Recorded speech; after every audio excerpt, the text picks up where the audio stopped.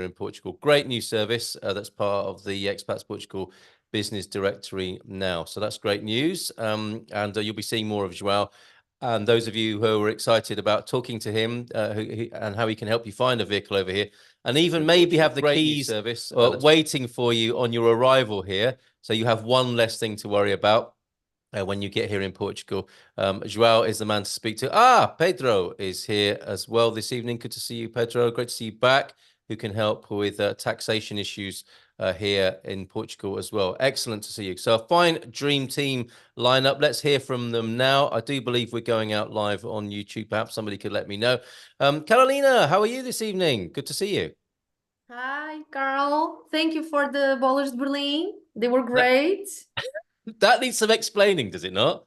Yes, it does. Right, Carl okay. sent us a package, an amazing package full of Ballers de Berlin to our office. It was lovely to see Gilda, the leader, the queen of the visas yesterday, popped along to the San Martino de Porto meetup. And we went to, it was a late plot twist, and we went to the most amazing place called Atelier de Dos, which is just above San Martino de Porto, off the A8, if anybody wants to go there. And they make some of the finest confectionery baked goods here in Portugal. And I think you can, you would agree with that, Carolina, right? She brought some back for you. Yes, they were amazing. And Nuno as well. He also sent us an amazing sweets. Oh, really? I don't know how to translate that to English.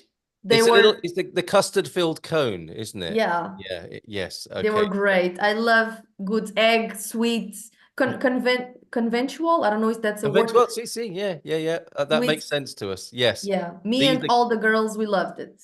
And may I ask, before we move on from Bolos de Berlin, which of course is a German gift from the wartime, I think, at the Estoril Hotel, where the various spies and people from other countries in the Second World War were camped. And I think the Germans gifted the Bolo de Berlin idea, which is a donut filled with custard. Normally, that's a traditional one. Which filling did you go for, Carolina? The white chocolate and hazelnut. Wow. Okay. Great. Amazing. It was like Kinder Bueno. Oh. Now we've made everybody hungry. Let's move on. How is the world of migration into Portugal? Well, same old. So pretty much, I think the biggest news around here is that the government approved the extension for the people with visas that were waiting for their IMO appointments. So it's the previous extension would finish on June 30 this month, but now they extended it for a year, so June 30 next year, 2025, which is good and bad news simultaneously, because it's like, why one more year? So some people are worried, but they said that they were going to create more work teams to handle that, so we will see. Wow. Okay. Yeah. Good news and bad news, of course. It takes some of the stress away, but then it extends. It kind of pushes the winning line further away, doesn't it, for people? We have good news. Debbie celebrating 6 weeks in Coimbra with an IMA appointment on Monday. So well done. I'm sure all will go well with that, Debbie. Do keep us informed about your progress. Greetings from Ohio. Yeah, and how's life in Coimbra? Greetings from Ohio, from Tom, where it is a pleasant 22 degrees. Thanks for being here, Tom. And thanks for everybody who was on the last webinar. It was really, really good. Carolina, thank you. Carolina here to answer any questions about moving to Portugal from the migration and visa point of view. And just down the corridor, I think Pedro is here. Good evening to you, Pedro. How's the world of taxation? Any announcements or any updates from you? Hi.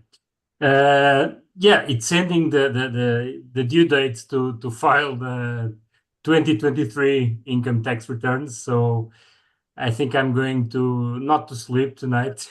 Right. Okay. Because there are still many last minute people who showed up and say, "Hey, I want to file my. Can you help?" And yeah, we always try to help in the end. So, but it's going all right. No major changes in this sector for 2024, as far as I know. Right. We are still waiting for the new NHR regime, which it's not really an NHR, it's a different regime. But we are waiting for some activities that are going to be published by the government that are eligible. So Still the same. Yeah. Okay, but you're there. I mean, you're fairly new to this lineup and a very welcome addition to it, helping people with their tax here in Portugal. So if anybody's got any questions about taxation in Portugal, Pedro, one question. Go on. Yeah, Carl. So I'm just upset that I didn't receive any bolas de Berlin in Porto. Do you know, I'm so used to thinking of the EI team as a team of ladies. I can only apologize for that. And I said to Gilda, let me send some bolas de Berlin back to the ladies. And I didn't think of you. Next time you're going to have one with your own name on it. No, but some of the ladies and also myself, we are in Porto. So of course. Yeah. Okay. We'll find a way. We'll find a way to get that Atelier de Dos sweetness to you. Thanks for being here tonight. Much appreciated. Daniel Reis of Reis and Pelicano. How are you, my friend? I'm quite all right, although it's pouring today, or at least this night, and it's becoming a thunderstorm by the minute. So if by some reason I disappear out of thin air, it's probably the internet that went down. Hopefully not. Let's hope that doesn't happen. And I'm really glad to be talking to you tonight because for, I think, maybe 5 years now, I've been talking about how wonderful Portugal is and that we have 300 days of sunshine. And I think that some people might even be starting legal action against me, Daniel. Yep. Can I rely on you to help me with this matter? Well, I'm indeed, another thunderstorm. I'm on my own. Yeah, just to prove your point. Indeed, I'm quite surprised. This should be the beginning of summer. Right. And it's looking way more like winter, although the temperature is not that bad. So yes, I would believe some of our audience would doubt that in Portugal we have a lot of sun, but indeed we do. This is an atypical year. It's probably El Nino that is playing some tricks over here. Okay, that will be my expert witness, a meteorologist who can come and defend me. I'm going for 300 days worth of sunshine, not 300 actual days, because it's too late for that now. Well, it was the sun was shining in the morning, so it wasn't that bad. Okay, all right, thank you. Anything from the world of law, Daniel, to report on tonight? Well, we're seeing a lot of political announcements, but nothing really passed into the law. The government is still fresh, so not really big advancements at the moment. Everything is still to be put in law, and I'm still waiting for real estate stuff to be changed, as the government did promise, but nothing real, no real concrete measures until the present time. Okay, thanks for your update, Daniel. Well, I do have one. It's the AL measures that would put forward. Okay. This is a development that would put forward by the old government. They were reversed, or at least the announcement that they would be reversed was put forward. So it seems that the AL is going to have, or local lodging, or Airbnb, if you want to call it, is going to continue with business as usual. So it's good news for property owners that were doing local lodging, or that would consider requesting licenses for it. So it seems that on that department is good news. Good to know. That will come as a relief for some people, obviously, whose livelihoods are based on that here in Portugal. So thanks, Daniel, for the time being. Any questions about law, we'll come back to Daniel on those. How's it looking in currency, Steve? Yeah, I mean, we've seen some good movement actually recently. The euro's weakened off. So for guys buying euros, that could be from dollars, from pounds, from Canadian dollars. It's got a bit stronger over the last week or so. That's due to with what's happening in France. I think that's quite a big factor. Yeah. They've got some elections going on at the moment, which could cause a bit more weakening of the euro as well. So this could be, some good times coming up for buyers. Coming out the Eurozone, inflation is getting more towards the 2% target that they're looking for, which could then make the EU look at maybe cutting rates again, which could then, in fact, make the EU make the euro a bit weaker again. So this could be some good times coming up for buyers. Ah, good to know. Okay. And I understand that two elderly gentlemen in the United States will be having a conversation in a few hours' time. Is anything likely to spring from that would influence the exchange rate, or does that not matter until we actually have the elections? Well, depends what they say. if that, Yes, okay, this is the fair thing. comment. Depends on Yeah. how far they go. If they say some, some really bad things, and you could see something, but you shouldn't make too much of a difference, I would say. So it's more when you get like, your information come out and, and things like that, your data. So Yes. you hopefully for their sake, they don't say anything too bad. Okay, well, we'll see. Are people watching with bated breath, of course, for that presidential debate tonight in the United States? Thanks, Steve from Spartan FX, who's with us, and you can open up a Spartan FX account absolutely free of charge and create a relationship with a very friendly team over there who get fantastic testimonials when it comes to exchanging your euros or exchanging your dollars for euros or pounds or any other leading currency around the world. Thanks for being here, Steve. We have Carolina Cunha here as well. Carolina, how are you? How's Casa Portuguesa tonight? Hello, I believe you meant Mura. Oh, look. Hello, good evening to you. I'm sorry, I have a guest because it's bad weather and I'm alone at home and she is a bit afraid, so sorry. Fair enough. We've got no problem with that whatsoever. How are you both? I'm very good. I Yeah. didn't get to try the bolas Berlin, I'm sorry. Yeah. but I drove by the pictures, by the way. Okay. Well, it's like no good deed goes unpunished, is it? You think you're sending a nice treat, and then next time you see people, they're complaining they didn't get anything. So sorry, Pedro. Sorry, Carolina. Next time we'll do better. What's happening in leases and sales of property, and how you're helping people around Portugal? Everything keeps busy. I believe clients are exploring more areas outside Lisbon and Porto, more and more. And I'm here to answer all the questions you might have with my assistant, Cookie. Very good. Excellent. We can sniff out a great place for you to live. And you know what I'm going to be asking you later on, any new places coming onto the radar. But for the time, if you need help finding somewhere to live in Portugal, Carolina at Casa Portuguese and colleagues will help you. Last but not least, I think, and who the man will ask about football this evening. Nuno Mendes is here from Winsurance. How are you, Nuno? Hello, good evening, everyone. Hi, Carl. Hi. Have you recovered? Have you recovered from yesterday evening yet? Oh, I'm fully recovered because I spent that 2 hours working, and it was a very good, an amazing spending time on what I did. So yeah, luckily. Yes. What a good time that I had yesterday. Well, onward and upward, Portugal. We're rooting for you, and we look forward to a somewhat better performance next time. How are things in the world of insurance, Nuno? Okay, so we start getting the information about the first months of this year, so until May, and there are two kind of insurance that seems to have, it's not a surprise, the highest claims rate, around 25%. Health insurance is leading the claims, followed by car insurance.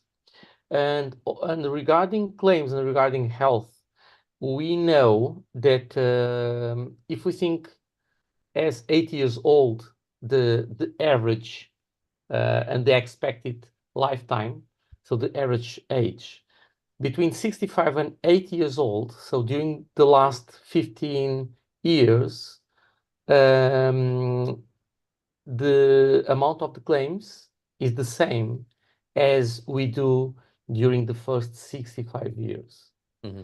So it's not a surprise that from 60 years forward, insurance premiums start rising significantly. So all right, this is what we have. Good to know. Thank you for your it's good to know, to choose, to decide wisely about the protection that we want regarding health insurance. Okay, thanks, Nuno, for being here this evening. Any questions about insurance, pop them in the chat and we'll get them to Nuno. Thank you, everybody, for your updates. I always find that really helpful. Nubianet is joining us on YouTube. Olá, says Nubianet, watching and learning as usual. Obrigado. Same here. I learn something every week with the Dream Team here. Vicky also over there. Berta, Luis, and Osama. We'll come back to your questions over there on YouTube. Let's go to the folks who are with us on Zoom here tonight. Find out how to become a member of Expats Portugal at expatsportugal.com. Pedder's still winding us up with his warm weather in Wales. Boa tarde, peixe de galas ensolarado. Okay, that's quite enough now, Pedder. Thank you very much. Matteo joining us from Colombia, and Diana's back, traveling from Quebec through VT. I'm sorry, I'm not sure what that is. Soon we'll be in NH. Oh, help me out here, Diana. Enjoying EP. It's too many abbreviations in here and acronyms. All the while where there's a cellular signal and tongue twisters as well. So acronyms and tongue twisters. You're doing it on purpose, I think, tonight, Diana. Thank you for your good news, Debbie, and great to see you here, LaRonda. And testimonial for Daniel immediately in the chat. Boa tarde a todos. A plug for Daniel Dos Reis and crew. Anyone looking for top-notch legal work, start with Daniel's office. And I think Jose Mario was there yesterday. Thank you for that. For your information, the debate starts at 2 a.m. Lisbon time. Thank you very much for that, Tom. And who is that sweet puppy? I'm in love. It says LaRonda. We'll come back to Carolina about your lovely dog there in a moment. And I saw an ad. I think this is for you, Carolina. I saw an ad on Idealista for an apartment where they only wanted to talk to people between 18 and 48. This might be for Daniel as well, actually. It might be a legal question, who weren't caring for seniors or children. My understanding of Portuguese law is that this is a very, very illegal. And I sent Idealista a note about this. My question is that is that housing discrimination something we should all be looking out for? So, Carolina, can I ask you that first? First of all, the name of your lovely puppy there that LaRonda has fallen in love with. She's called Cookie. Cookie, there you go. And Cookie seems a little bit more comfortable now.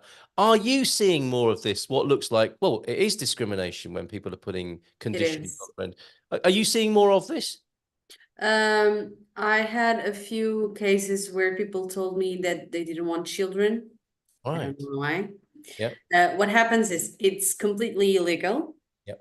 However, since they don't have the market doesn't have enough apartments, yes, they can do the demands they want because they know they have so many offers to choose from that if you're not interested, that's okay. We have plenty other people who are. So my advice for Tom would be to ignore that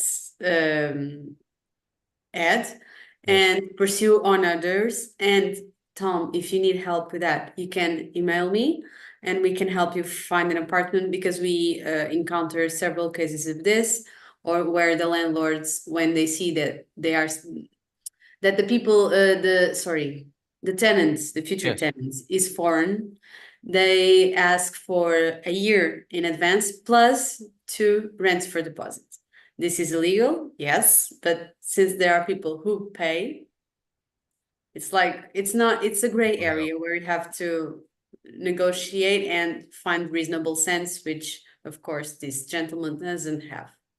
Yeah, and you're unlikely to want to take that on, right? You're going to move on and find somewhere that does want you. But it sounds as though you can advocate for people who do see a good rental. They might see something, and you could advocate on behalf of the potential tenant, couldn't you? Say, this is a good tenant. This is a good caliber tenant. You should look at this person. Yeah, especially because there are many ads that say they don't want people without a guarantor. When I talk to them and I explain the situation and explain that, okay, he doesn't have a guarantor, but he is willing to present more rents, this usually breaks down and we can start the conversation.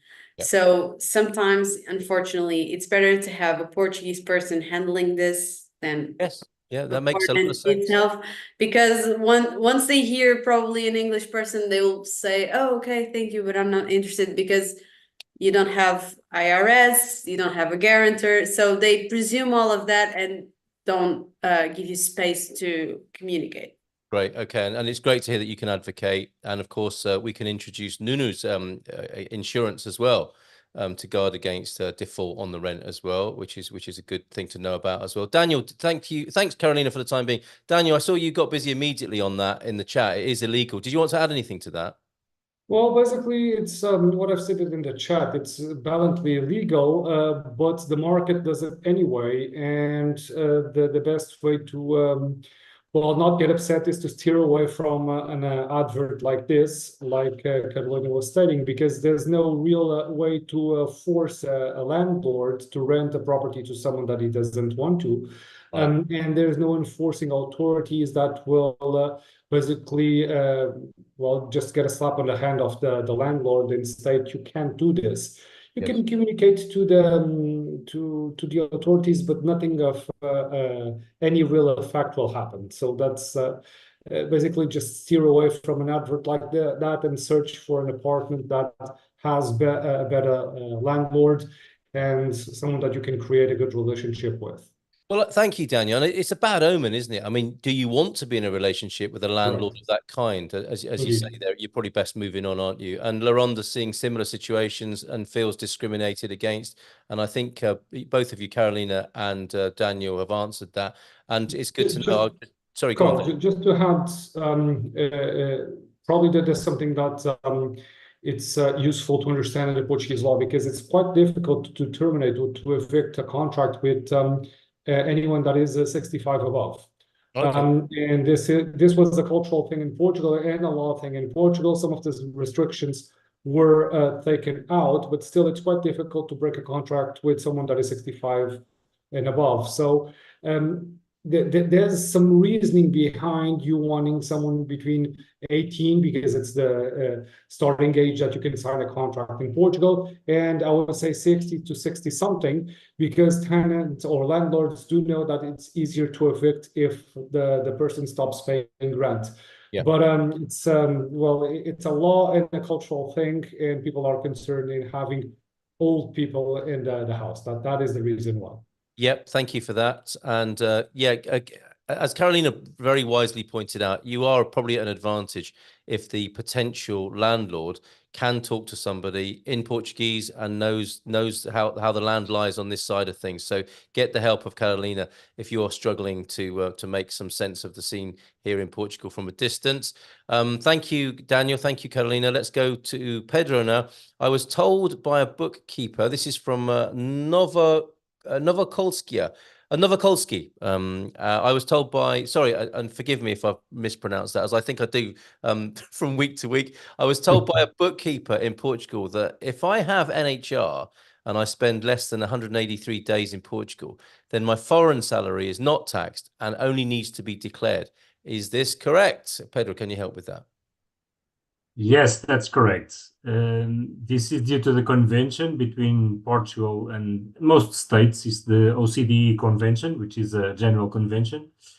And if the convention mentions that the salary can be taxed in the source state, and this happens, the source state is the state where the income comes from, is the state that pays, for example, if it was the US, it was a company in the US paying the income to a person. And if you stay in Portugal for less than 183 days, but if you have to stay in that country for the complementary period, so you have to be more than 183 days there, then it will be taxed in that country, in the US in this case, and it will be exempt in Portugal. So it's correct. Your bookkeeper told you correct information. Thanks, Pedro, and thank you for the question there. Very helpful to others, I'm sure. It's a kind of universal issue there at stake, isn't there? So thank you for that. Let's stay. We'll come to you, YouTube, in just a moment. Thank you, Diana, for acronym busting with a lol there. Vermont, New Hampshire, soon to be in MA, Massachusetts. I knew that, but in the heat of the moment, I can't recall them all immediately. Tom Smith has been an amazing football pundit. I didn't think Portugal was going to put much effort into it since they were already through to the round of 16. And this is commentary from Ohio. So well done, Tom. You're absolutely right. I thought of putting some money on the game for Georgia, but I decided against it. Yes, that would be unpatriotic, and we couldn't forgive you for that, Tom. But keep up with your punditry. It's turning out to be very accurate so far. To set the record straight, Laronda didn't feel discriminated against. I just wondered what the reasons are, and Daniel just explained that. Thanks, Daniel, making it all make sense as usual. Yes, absolutely. And sorry there, Laronda. I think we've got that straight now. Matteo, you did have your hand up. Did you want to unmute? I have got a question here, which is I'm currently waiting for an appointment at Portugal's embassy in Bogota, Colombia. Now, we don't hear that very often, do we, Carolina? I'm applying for a digital nomad visa, but there are no appointments currently. One of the one of the things the embassy is requesting is a year's rent contract. How would that be possible from overseas? Well, I think Carolina is very familiar with that requirement, and it just has to be done from overseas and arranged on somebody's behalf by the other Carolina here. So Carolina Cunha, can you comment on that with the situation that Mateo is in? Yes, of course. So for the visa in Bogota, it's a very tricky consulate because they have very few slots, and they only give you an appointment after you have the full process ready. And by full process, I mean including the 1 year rental agreement ready to show.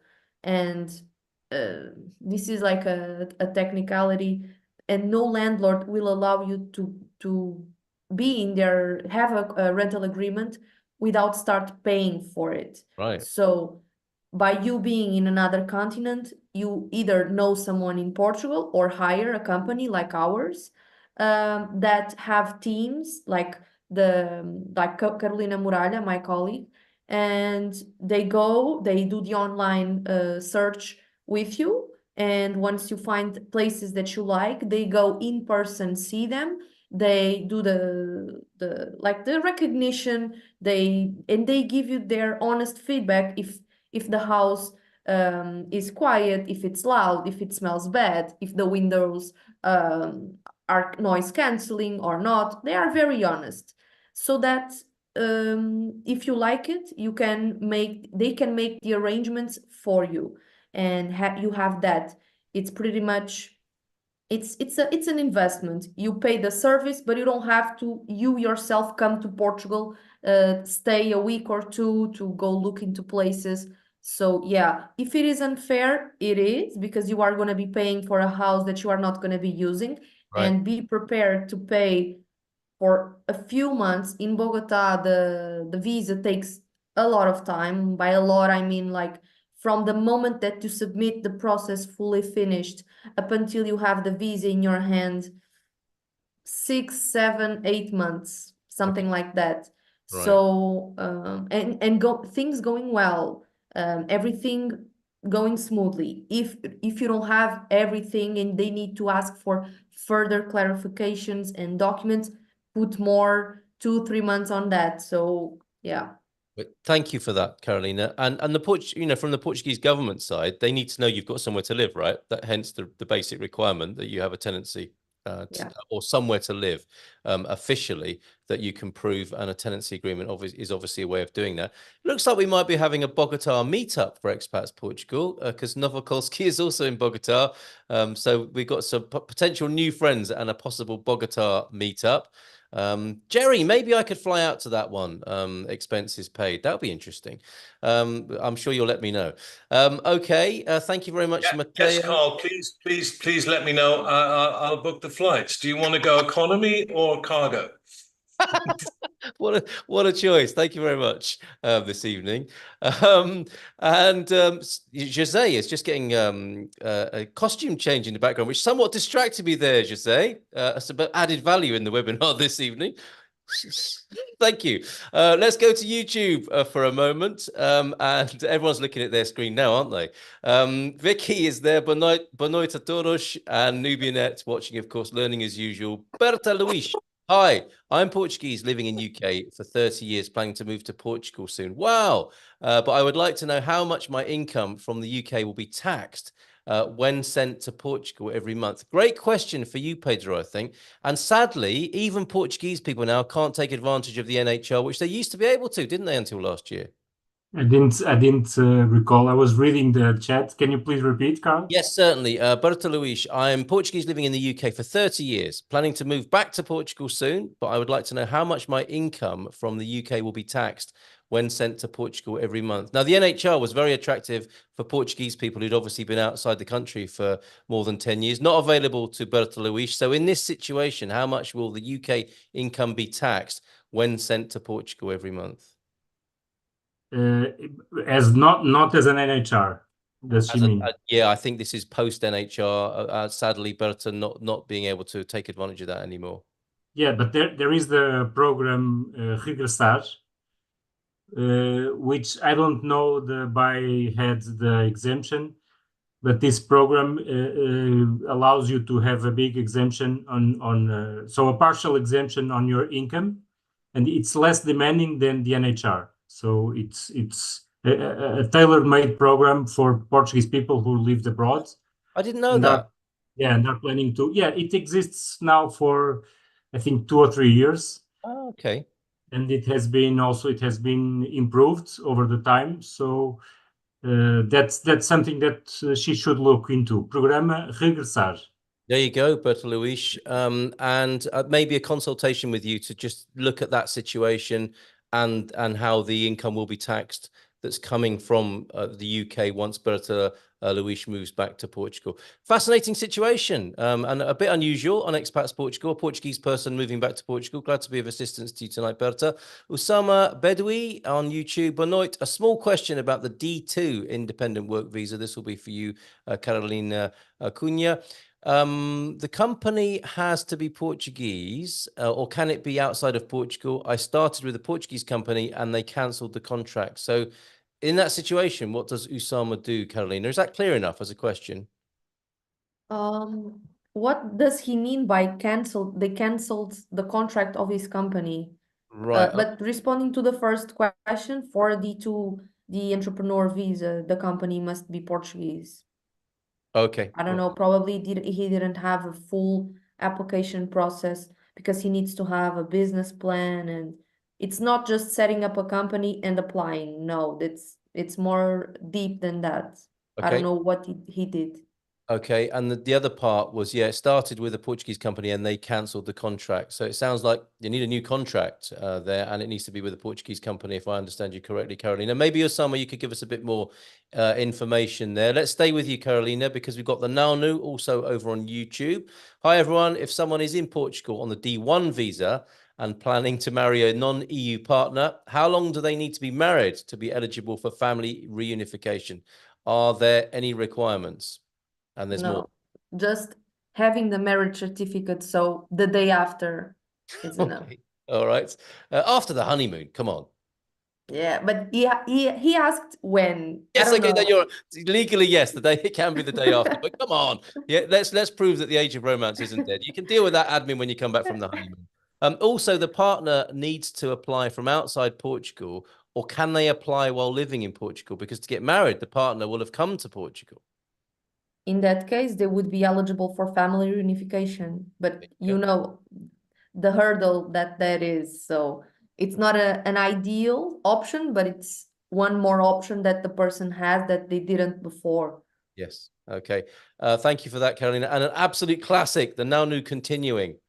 I'd also like to ask the usual question. How long can you stay outside Portugal on the first 2-year card and second 3-year card? We come back to this, don't we? Yeah. I should tattoo that on my body so I can. T-shirt. We can have this on EI merchandise or pencil cases or similar, can't we? Or on sardine tins, maybe. Yeah. The Nanu continues because 4 months in the first 2 years and 4 months on the next 3 years is such a small time. Could you clarify, please? So what the law says is you cannot be outside of Portugal for more than 6 months in a row or 8 months altogether per the duration of the permit. So for this amount of months that I just said, for the 2 years. Okay. All right. Thank you very much. Nanu, are you satisfied there? Berta Luis, grata pela informação for you there. That's wonderful. Thank you, Pedro. And Osama, if this helps, the additional information is we applied in the embassy and are still waiting for approval. I think we might need even more information for you there, or a more formed question from you, Osama. But good luck with your D2 process there. Tom Smith, as well as being a football pundit, is a couple of years away from retirement, but they will fly by. That's true, isn't it? Carolina, you know, when you're dealing with people who say, well, I'm going to come in 2 years' time, I think people are often surprised, aren't they, about how quickly those years pass and how quickly retirement comes. And often what goes with that is they wish they'd done it sooner, but the time does fly, doesn't it? So it's worth getting the consultations in and not assuming that the time will pass slowly. Yeah, I always suggest that a couple years prior, the person starts doing their research so that they can be aware of which income they will need to present and move their their finances around, because like 50% of people are not D7 ready, D8 ready. They need to strategize for a little bit. And if they are beforehand aware that the criteria, because on the consultations, I explain everything. I give them the tools for even when things slightly change, they still have the tools to understand it, unless, of course, everything changes abruptly, which never does. But, well, I'm not going to say never. We never know. But yeah, so do your research with anticipation so that you are not regretting not having done that. So it's not too early to have that first consultation with you, basically. No. Don't be putting it off and then having a big stress attack later on in the process. Yeah, because what happens when people don't do their research in time is it will delay their intended day of arrival. They will not be arriving in 2 years' time. They will be arriving in 3 years' time because of the lack of preparation. Okay, very good. All right. Now, if I've missed any of your questions in Zoom, feel free to repost them. It's a busy night tonight, as it was on the webinar, which will be published on Sunday evening. Jerry's excellent annual motoring webinar. It's the annual lecture, isn't it? The Lawler lecture. We could call it, couldn't we? This year's Lawler lecture on motoring in Portugal will be published on Sunday, Sunday evening coming up. There's a lot of information in there. And I imagine the presentation may well be available on the forum too, Jerry. Is that right? Yes, Carl, I will also put it on the forum. It'll be on there by tomorrow. Yeah. All right, fantastic. Thanks, Jerry. Thanks again for an excellent webinar. And great to meet João Amaral as well, who can help people. I imagine he'll pop into the Dream Team sessions from time to time in the future as well. Debbie letting us know. I have a letter from the VFS saying I applied for my appointment in 2023. That's good. That's going to help, isn't it? I do hope I'll be eligible for the NHR. And if I recall correctly from my earlier conversations with Carolina Cunha some time ago, that's what you need. You'll need that expression of interest that showed you applied before the end of 2023. So fingers crossed, Bossort, to you, Debbie there. Thank you, Carolina, for working hard behind the scenes, dealing with questions there with Matteo. So Zoom crew, if you've got any more Expats Portugal members, if you've got any more questions on Zoom, do ask them. I'm just scanning YouTube as well here for further questions. Randy Mountain Climber, which is probably a bit of a clue to your hobbies at the weekend. I am in Portugal on the D8 residency visa. Can my 19-year-old child come on family reunification? Carolina. Sorry, I was struggling with unmuting. We all do. Like so many years of using Zoom, and I think Zoom are due some sort of software update, aren't they? That like makes it easier to unmute. We're still struggling with that. Yeah. Okay, go ahead. So if the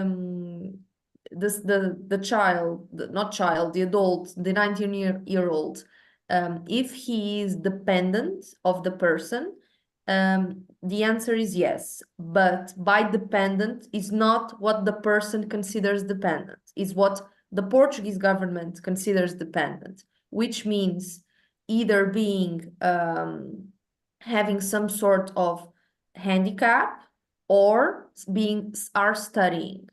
So like in a broad spectrum, these are the two options. If the 19-year-old is doing nothing and does not want to study, does not want to be in a somewhat of a university degree, no, the answer is no. Okay, there you go. That's for you, Randy Mountain Climber there, and your 19-year-old child. There's an apology from Debbie tonight. I'm going to be apologizing for the 300 days of sunshine thing. I might even go and film a video because it's pouring down outside as a mea culpa later on this evening. But Debbie's also apologizing for yawning. I didn't actually see you. Now you brought it to our attention, Debbie. I started the intensive in capital letters Portuguese language course at Coimbra University this week, and it is kicking my butt. That is the best excuse ever for yawning on a Zoom call. We'll make a note of that. Thank you very much, Debbie. Matteo, did you want to ask something directly this evening on the webinar? Yeah, sorry. Hi, hey guys. Hi, thanks for Pleasure being to meet you finally. I've seen the YouTube videos for about like for months now. Um, Quick question. So, I'm applying for the digital nomad visa, and my salary is like at this moment, at this point, it is what they're asking for, but for next year, my salary won't make the cut if they increase the minimum salary in Portugal. If I apply before, like before they increase the salary, would I be able to still apply for the digital nomad visa? Good question, Matteo. Over to Carolina. So if you are within the minimums this year, so 820 euros times 4, 3,280 euros. If you are within this amount this year, you're fine. Until the last day of this year, you're fine. We assume that next year, which is normal, every January with the state budget, the minimum wage goes up, and the calculations that I just explained, they go up normally because obviously because if they raise the minimum wage, usually they do it by 20 up to 50 euros. Of course, the digital nomad income minimum goes up as well. But this year, you're fine if you meet the 3,280. What matters is on the day that you apply. Right. That is your biggest moment. After that, your minimums will recall to that day. Okay. Okay, Good to perfect. know. Thank you. So at the time of asking and the time of applying is what's important. Matteo, anything else we can do for you tonight? No, I will email Carolina for like for some questions and maybe just like meeting and having this assistance from their end. Perfect. Excellent. Thanks. Well, great to meet you. Thanks for being here tonight. Whilst we were talking about the minimum wage, I was reminded there was a really good point. I think it was from Jose Cruz, actually, about the average cost of motoring. Monthly average cost of motoring was something like 1,100 euros a month, which was a fascinating statistic, Jerry. I suspect you might be making a note of that. But that's quite a lot, isn't it? As you say. Did you see that in the chat earlier on, Jerry? I did see it, and I meant to respond to it, and I forgot all about it, and we ran out of time. But I need to know what that includes. Does that include the purchase of the car? It does seem incredibly high, doesn't it? It does. It does. Given that the minimum wage is what's currently 760, the average motoring cost per month is 1,100. That is eye-watering. Must include the petrol purchase, I would have thought. It can't possibly be right. It probably. I mean, you've got insurance, you've got finance and some maintenance maybe, but it's not going to amount to 12,000 a year. It's not going to get anywhere near it. So there must be fuel in there, and there must be finance and quite a lot of other things, I think. Fines maybe. Yeah, maybe fines as well. Maybe yes. fines are included in that. Okay, thanks very much, Jose, for that earlier contribution. Let's go to Richard Dean. I am applying for a D7 visa from Canada. Good evening to you, Richard. Once I have it approved, do I have 90 days to appear in front of CEF? Can I make the appointment? Will my CEF appointment be longer than 90 days? Carolina. No, when the consulate emails you telling you, dear applicant, your visa has been issued, you have 90 days to go and collect it. Okay? Or if you left the passport there for them to send it to you, or for you to mail the passport there to them, stamp it and mail it back to you. You have 90 days to do this. But then once the visa arrives in your home, you will be looking at it. It will have a 4-month window of time that you must enter Portugal within that time frame. So 4 months. And your IMO appointment, normally 90% of times, already comes assigned to you. Everything, date, place, time, printed on the visa in a link format. You just check it online. Okay. If you are on the 10% situations that the visa comes without an appointment, you will need to do it yourself. But and it's quite difficult, but you are entitled to it. So it's not like you are going to be asking as if something. No, it's just you say what you applied for and you ask for appointment, but you have to wait that there are released slots. So not a good thing. But let's hope you don't fall into those 10% and keep you on the 90% chances of you receiving that as well. Most likely the appointment will be on the third or fourth month of your 4-month visa. Okay, so just keep, as soon as you receive it, go check it right away so that you are aware of when that is, and you can well, make your arrangements for coming to Portugal. Perfect. Thank you for that, Caroline. That's great. A couple more for you here. The Nanu. Sorry, just to confirm, the Nanu getting some great value tonight. Just to confirm that applying for family reunification while living in Portugal is also an option, correct? Even though the appointments are not there right now, but might be in the future. This is for what situation? For the person that was marrying? Oh, that's right, because the Now News presented a number of scenarios. So we need to know what scenario that is for applying whilst in Portugal. The Now New Randy. Yeah, but family reunification is done in Portugal, physically in Portugal, exactly like the person said. It is difficult, but technically it is possible and exists. Okay, there you go. That's probably all that the Now New needs to know on that. Randy, mountain climber, thank you. Very helpful. You all rock. We know that moving to Portugal is the new rock and roll, and the dream team are here every Thursday night. The rock stars of migration are here with you on the screen with Expats Portugal every Thursday night at 9. Another one then from Tom for you, Carolina. Even if I have a few years left, and this was going back to scheduling your future move in Portugal, could I apply for a NIF now, and when the time comes, get a bank account? You can get a NIF anytime you like, right? The Portuguese government would be very happy to get you into their tax system. Yeah, I don't know what is the person's nationality, but if they are non-European Union citizens, which I assume they aren't, because they are here. Speaking about visas, yeah, you can do it anytime. You just need a tax representative, which we can do that for you. And yeah, anytime you can get one. It's possible to do it remotely from wherever you are. And having a person in Portugal handling that for you, it's easy. Now, I know Tom was in Portugal a little while ago on a scouting trip, and he could have gone into a Finanças and asked for one then, right? Because a friend of mine said they visited Portugal first as a teenager, probably 30 years ago. And when they went to get a NIF, they asked for the new one. And the person in the Finanças said, oh, we've already got one here for you. From 30 years ago.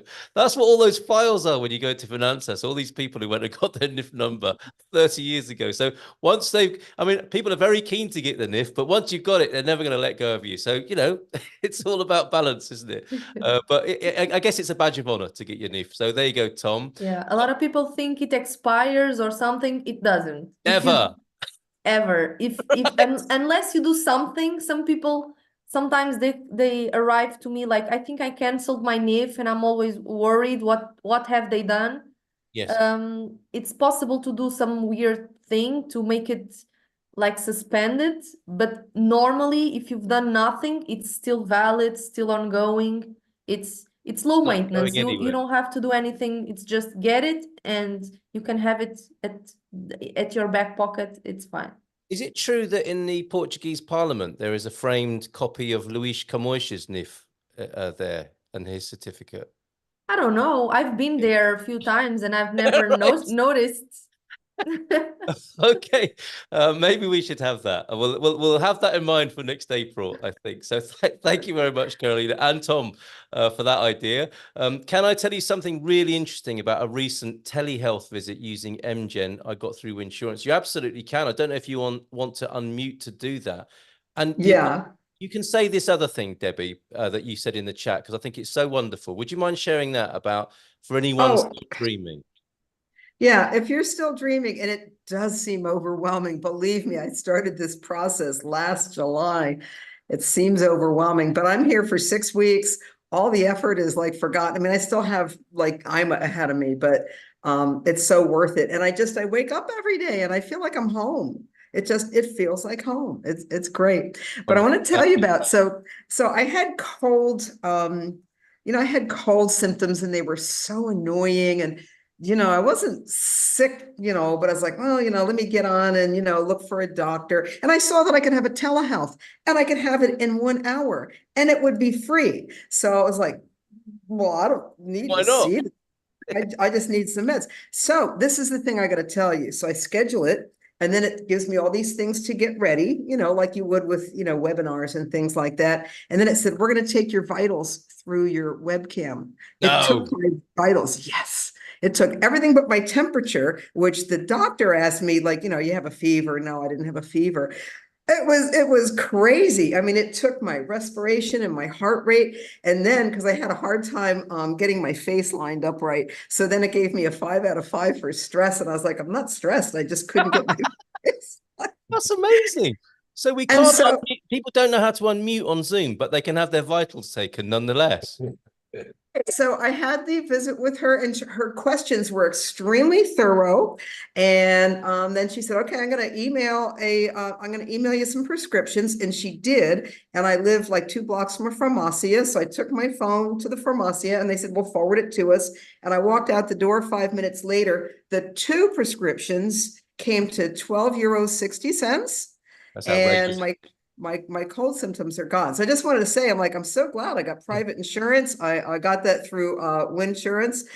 But the crazy thing, I'm from the IT world and I never heard of taking your vitals through your laptop. That's amazing, isn't it? The worst thing about that anecdote, and thank you for sharing it, is I'm sorry you had to pay so much for your prescription here in Portugal. Yeah. It would have cost me more in the States for over-the-counter cold medicine. And I got 2 prescriptions that got rid of the symptoms. Incredible. Debbie, well done, I just hope you gave your NIF number so that can be claimed against your tax. Oh, yes, I did. I certainly did. Yes. Okay. And I got my NIF number laminated somewhere online. I found like a little sample card with my NIF number. And I went to Auchan Print because I don't own a printer and they laminated it. And I just popped that out to the cashiers. And oh, amazing. That's incredible. That's the fiscal circle of life right there. Brilliant. And what a stunning testimonial. For which insurance company did you say you worked with again? MGen. Well, I used, Nuno's company and they sent me with MGen because of my age. I think MGen was the only thing because I'm older than I look because I color my hair.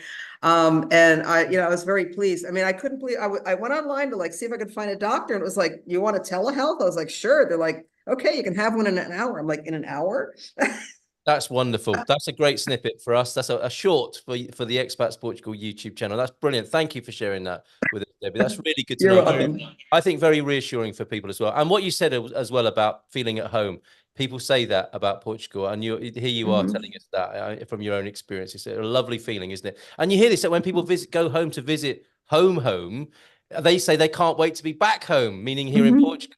We hear this a lot, don't we, about this wonderful country. So thank you for sharing. I'm going to have my final question to the Dream Team panel tonight is a Euro-related one. And I would like to ask, especially the Portuguese people on our Dream Team panel tonight, and this will be of interest to me and Steve Flack from Spartan FX, who is your second favourite team in the Euros? Who are you supporting when it's not Portugal? We're hoping it's England, of course, but we're going to find out tonight because you might have other allegiances, of course. A couple of quickies before we do that. We've got Richard Dean asking you, Carolina, what can the rental lease start date be in the future when I hand over the D7 application to the consulate? This goes back to a question asked by somebody else as well, of course, I think Matteo. Or does the start date need to be in the present? Yeah, I was typing to respond to Richard. So the lease agreement can, in fact, start after the visa appointment. The thing is, the market is in a stage right now where the landlords give preference to people who are willing to enter immediately. So the most common thing is to find a lease agreement before the visa appointment and start paying without being at the apartment given the state of the market. Okay, I don't know if I was confusing. No, that makes complete sense. Absolutely brilliant. So yes, it's very unlikely that you'll be able to find a landlord who's going to be gracious enough to let you start your tenancy when you want it. They're going to want to rent that property, aren't they? Yes. If you are looking now, but you only want an apartment in October or November, it's very difficult to find because the apartments disappear within a week or less. So they give preference who is willing to enter immediately. Okay, thank you very much, Carolina. La Ronda asking about the cutoff date for Can I private just add insurance. something, Of course you Carl? can, Carolina. Carolina, But- C. Yeah, go ahead. Yeah, but if for some reason Richard finds a friend, or because it happens sometimes when you have friends that have real estate that can rent you, that and you can tell them whatever date you want the lease to start. For the consulate, if the beginning of the lease agreement is later, is fine, as long as the intended day of arrival in Portugal matches the beginning of the lease agreement start. Okay. So what my Carolina Muralha mentioned is reality. If you are looking for a normal rental and you don't have any friends or people helping you, but if you do, and or I don't know, for some miracle you find a landlord that is willing, that has like renovations on the house and is willing to give you like a few months, giving you the contract, but you don't pay it for a few months up front, not upfront, but right away. Yeah, that is fine as long as the dates match. Okay, good to know. Thanks for that clarification. Another quickie for you then. Also, this is from Randy Mountain Climber, who called us rock stars tonight. Also, as a D8 digital nomad, this is for you, Pedro, actually. I will pay taxes in USA. Do I also have to file in Portugal? Yes, if you are resident in Portugal, your taxable income is your worldwide income. Okay. There may be exemptions. You may not, your tax liability may be zero, but you still have to declare all your income in Portugal. All right. If it is a partial residence, if you moved this year, you only have to file for the period that you started living in Portugal. There you go, Randy, who also got MGen insurance through Winsurance as well, and it has been wonderful. So thank you very much for mentioning that, Randy, and your other kind words. So a couple of minutes to go. Let's stay with you then, Pedro, while we've got you here. I'm guessing Portugal are your first team. Hello. I guess it's my little boy, Lucas. Hi, hola, boa noite. Good to see you here. And we might get an answer from you as well on this. No, not at all, not a problem. So I'm guessing you both support Portugal first and foremost. Who would be your second team in the tournament? Yeah, my second team would be Spain. Wow. I have this Iberian. I like Spain because it's our neighbors. So I don't know. Maybe I would go for them. Yeah. And they are looking good tonight. Yeah, they are. I think they are one of the favorites. For me, they are one of the favorite teams to in this Euro. Yeah. Thanks, Pedro. Good to meet your son. Enjoy the rest of your evening. Take care and bye for now. Let's go to you, Nuno, who might have a Iberian share as well. Is it Portugal and Spain or someone else for you, Nuno? Yeah, so remember the time half Portuguese, half Spanish. So yeah, definitely Spain. But when during the World Cup, my second is Brazil, not Spain. So okay, yeah, fair enough. Fair enough. Excellent. Thanks, Nuno. Thanks for being here. Thanks, Pedro. Thanks, Nuno. Let's go to Carolina Muralha. Are you following Portugal in the first place? And after Portugal, who are you supporting? Yes, I'm following, but how can I say this? I'm not a huge fan of football, so I'll say Portugal. Portugal's enough. Let's face it. And everywhere you go, it's amazing at the moment, apart from last night. Yes, thank you for that. Thank you for being here this evening. All the best. You have a great week. See you soon. Carolina Cunha, what about you? Well, I'm not a big fan of football as well, so I'm not following. I just see everyone talking about it the next day, and I'm like, oh, we won, oh, we lost. So I'm not a very good example, but since we are Iberians, I would say Spain as well. Really? Because I was going to suggest that you support England, both of you, which Steve and I would be very happy to hear. Thanks, Carolina Cunha. Let's go back to Steve Flack finally then from Spartan FX. That was pretty good news, wasn't it, Steve? We've got some Portugal fans here. Are they your second team after England? Well, I've got to say that now, haven't I? Yeah, you do.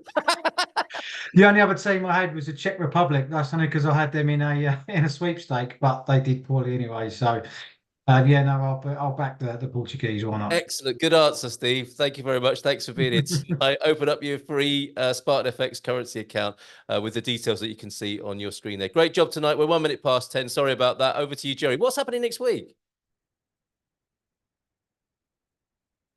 I think Jerry maybe has gone off to get his England scarf to show us. Is that right, Jerry? Sorry, I'm suffering from that unmute problem as well. But you can have your blood pressure done. Thank you, Carl. Thank you, Dream Team. Thank you, everybody, for participating. Really good sessions tonight. I don't know about you, Carl. I'm worn out, and I've only watched the second session. But so next week, at the 7:30 p.m. slot, we have the wonderful Philomena. Excellent. And Philomena will be talking about getting around Portugal, transport, tips, language, you know, how to hail a cab, all that kind of stuff. And then, of course, we'll have the Dream Team at 9 p.m. as usual. And then on Saturday, because it's the first Saturday in the month, on Saturday at 8 p.m. Lisbon time, we will have the Hank and Connie Roadshow and wonderful social for everybody to join in. Always good stuff. Always fun to participate. So those are the plans. Yeah, more rock stars in your midst from Expats Portugal. Great job. Thanks, Dream Team. Thanks, Jerry. Cheers, everybody. For Thank you. Thank you. See you again next week. Take care.